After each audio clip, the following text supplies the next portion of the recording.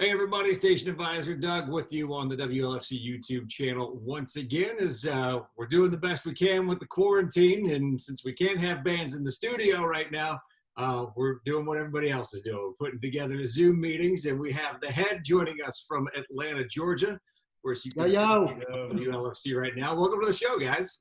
Thanks for having us. Thanks for having us, Doug. So let's introduce you, Jacob Morrell, Jack Shaw, Mike Shaw. You guys have been at this like we were just talking since high school. Let's talk about how you guys got together and decided that this was the direction you wanted to go, and how that all came about. It was what, January 07? Mm-hmm. Yeah, January 07. Yeah, after Christmas, I think it was. We were still on Christmas break, and Jacob was new in our grade, and we had found out he played guitar. And then, Jack and I had been playing together for a while. So we're twins, yeah, Mike and I. Right. So we, invited Jacob over for a jam, and since then, we've all been, performing, writing songs, just the three of us. Yeah. And it's got great chemistry, and we've seen some great gradual results, which is nice. I'm always curious because I have no musical talent. I love music. I love listening to people who are good at playing music. But what made you start to dabble in it a little bit? But the leap from going like, this is something I like to do, to this is something I'm going to do, always seems like that would be the most intimidating step to me. At what point did you guys hit that, we're making this go? I feel like it was towards the end of our first year of college. We definitely, we never didn't play music together. It's all we did. And it was like breathing to us. So, after, a certain point, we're like, there was a decision, but it came very naturally to us too. We've been doing it for so long from such a young age that it was just something that was like, kind of like a calling almost, but like didn't like feel like you were called to it. It was just like that's what we always did. So it was like sort of an easy decision to make when we decided to go like head first into it, like full time and all that. A no-brainer. Yeah. So never any hesitation, and certainly you guys have been doing this for over a decade now. So certainly working out for you. The new EPs are out. We'll talk about those right now. What Happened to Us? A series of 3 EPs. I'm curious, what made you decide to go that route rather than just one album? We felt that releasing EPs would allow us to keep our fans, I guess, engaged and something to look forward to constantly, as opposed to releasing one giant album and then waiting a whole period of time for another body of work to come out. We feel like releasing music in little sprints like that and EPs keeps the faucet going at a very, I guess, steady stream, and it keeps us on our toes. It keeps the audience on their toes. The engagement never dies because everyone, it's essentially a 6 to 8 week cycle. After one EP comes out, wait a few months and see what comes out next. And it's more of like, kind of what albums used to do, but now it's, you adapt to the modern times, and the idea of an album is, a lot shorter now. And, people are like these little, mini almost concepts versus these really long drawn out records that, sometimes come out far and few between. But with an EP, it's like Jack said, a faucet dripping. Well, I think we're in an interesting time for music too, where there's room for experimentation like that. Whereas if, even when you guys got started, the model was a lot different than it is now. Well, let's just talk a little bit about that from the time you guys released your first album to now. How have you kind of dabbled in some creative ways to release things out? What's been your evolution in that process? I would say that when we first started out, physical CDs were still in demand. They were definitely dying, but they were still in demand. Now, a lot of the youth, they don't care about physical CDs because there's no need for them. I mean, you can broadcast your music through a variety of streaming platforms, and where it started out as like half streaming, half physical release. Now we're at a point where almost all of our releases are through a digital prism. Yeah. And what CDs used to do, I feel like we've seen through videos like on YouTube. YouTube's like what CDs and radio used to be like. You know, you tune in and wait and see what the newest thing is, you know, versus, you know, kind of how people have done things in the past. Or you catch on to a playlist, or if the algorithm picks you up in certain preferences, the chance to get out in front of a wider audience, I think, exists just because of weirder things like that. Whereas, you know, it used to be back in the day, and we don't do that here on our college radio station, but certainly radio's gotten a little bit corporate, and you hear the same playlists on several other stations, and it's harder for you to get in front of people that way.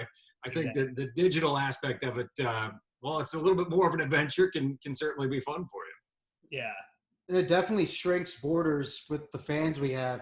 Some of our biggest fans aren't even near Georgia. You know, they're, you know, some of them are Ohio, you know, they're far away. And it's like, you know, with online platforms, you're able to always be in touch with them and always keep them in the loop with what's going on with us.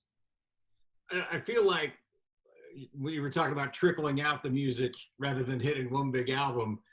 Whether it was just maybe a lucky coincidence or not, what we're dealing with right now, where everybody's just kind of at home and consuming content, it's almost tailor-made for the times we're living in right now, because there's more music coming out. Well, here comes a little bit more, here comes a little bit more, and you get more and more into the band that way. Yeah, I mean, I can't imagine going through this 30 years ago when, so like right now, touring is non-existent for bands and artists, but at least we have the internet to still utilize and release content through. Yeah. 30 years ago, that wasn't the case. And if something like this happened back then and you couldn't tour, then you were pretty much screwed in reaching your fans, because that was really the only way you could reach your fans, unless you were in top 40 radio. Yeah. Well, that's cool too for everybody at home too, having access to like all the different playlists, like you were saying. Because, like, I guess, you know, like what Jack was saying, like 30 years ago or even maybe 10 years ago, like if a college radio station was playing your song in their town, that doesn't mean like you can hear that song in the next town over or whatever. And with the playlist, it's like you just have so much access to so much different stuff. Like whatever anybody is into nationwide, it like what Mike was saying, shrunk the borders, more easily accessible and all that. Really makes sense. I would certainly agree. I've worked in a lot of different radio formats, and college radio has always just kind of been near and dear to my heart. It's where I started the whole journey or whatever.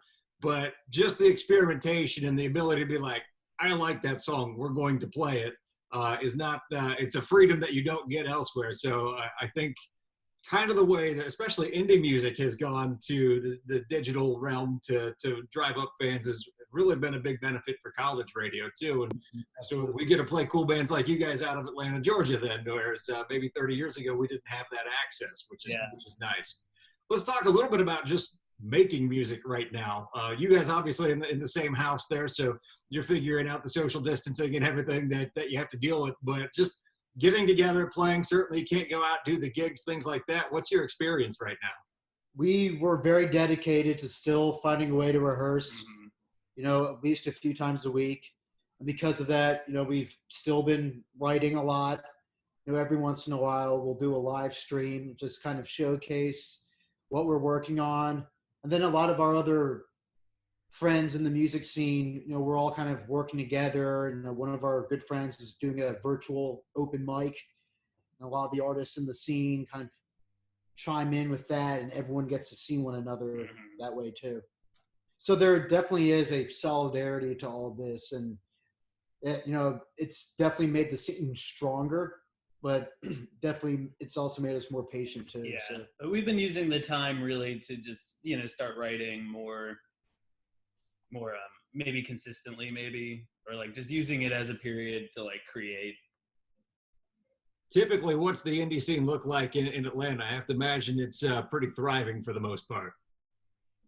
Yeah, I mean, it's Atlanta's got a very expansive music scene. So, indie is a small part of a broader collection of artists in Atlanta, but Yeah. there's definitely an indie community, and a lot of the bands do kind of travel the same circles and support one another. And I'd say it's got a pretty great scene. Yeah. Yeah, I mean, you can see in normal circumstances, you can see a show pretty much any night of the week, even Sundays and Mondays. So there are clubs, small clubs all throughout town in different neighborhoods that definitely cater to indie bands, which is nice.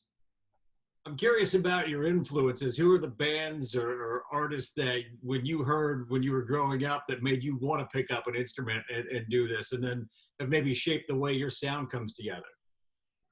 Definitely early REM. Yeah, we're all big REM fans. U2. Yeah, huge U2 fans. Echo and the Bunnymen. Smiths.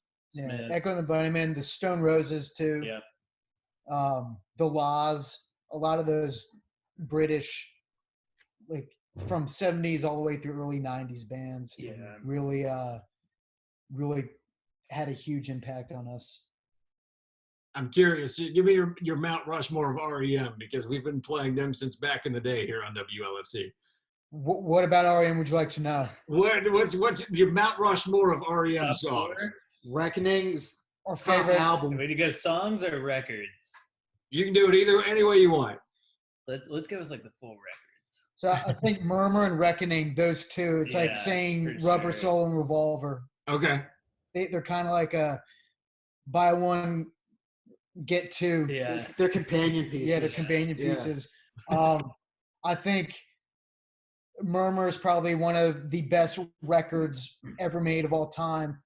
And I think Reckoning is, if you're an REM fan, that's most REM fans' favorite Reckoning record was is like a Reckoning. life-changing But record for me.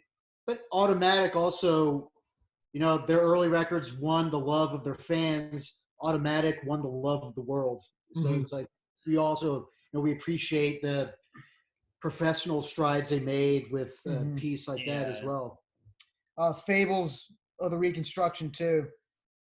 That third one, it's very dark, and it's another reinvention of the band with the kind of lyrics Michael Stipe was writing. If you could listen closely and understand what he was saying. I'm a big fan of the Chronic Town EP too. Yeah. I've burnt that one to the ground. That really gets me going. Green is I love Green too. Mhm. Like the first half of that, it hits so hard. Yeah, and Like, Document is great. I mean, really, that Yeah. whole like 14 years there, from like 1982 until maybe 94, 95, it was just solid gold, like one after the other. All those records are so good. And you guys are well versed in REM, which is to me it's amazing because I was in high school in the mid '90s. You guys were in high school about 10 years after that, and that's well past their prime. How did you get introduced to them in the first place? There's always music playing like in our home when you're growing up, and Our household for Yeah. sure. Like specifically our parents. they turned us on to like all those bands. we were very lucky that we grew up with such great influences in music, from an early age. We were, our parents would play Murmur or Pet Sounds or Revolver, any of those like staples. And then especially like playing in, I guess, sort of like an indie or an alternative band in Georgia. It's hard to miss REM. Like everywhere you go, people ask you about it, or like, especially like older people in the scene who were like around when REM was playing. It's like, so many people like that we've come across have like, run into Michael Stipe like around Atlanta or Athens or like all that, like 20 years ago. So just being in this location too, just sort of breeds like the home state REM, heroes. yeah. So the tour for April had to be canceled because of the coronavirus. So when things get back to whatever normal is going to be, I'm sure you guys are looking forward to getting back out into the clubs and getting back into the scene a little bit. Between now and then, what's next for the head? We got a July EP. It's going to coming out with an EP in July. We're shooting a music video in June, and then we also plan on releasing some more music at the start of the fall. Yeah. So we definitely have a good plan in terms of releasing music in place, which is good. But touring, yeah, that's kind of on pause right now. Yeah. Well, if you guys do happen to get north once that starts opening up, you guys have a home here at WLFC for sure, and be sure to send us the latest EP as well. Yeah, Thank sure. you. Sure. Thanks so much for spinning us. We Yeah. really appreciate the support. Absolutely, I'm a big fan of Haunt Me. That's in heavy rotation right now, and our DJs and our listeners can actually vote on what our top 15 songs are in our heaviest rotation. If you just go to our Facebook page, is probably the easiest way to find that. So you can help get the head there in that top 15. And of course, What Happened to Us, 3-volume. Is this is the new EP going to be another What Happened to Us? No, it's a completely separate body of work. Yeah. A little more conceptual. Yeah. It's a different affair. Yeah. Yeah, the upcoming one. So you can find that. You can find the EPs right now anywhere you find music. It's on Spotify. It's on Apple Music. I was listening to it there before I started talking to you guys. And I just appreciate you guys dealing with, you found out firsthand how bad I am with email and following up on email. So we finally got this arranged. I appreciate your patience with that. And thanks for stopping by. Thanks for having Thanks us. for having us, Doug. And of course, we'll be continuing to talk to bands as we try and get back to whatever normal is going to be. And of course, we're spinning them right here at 88.3 WLFC.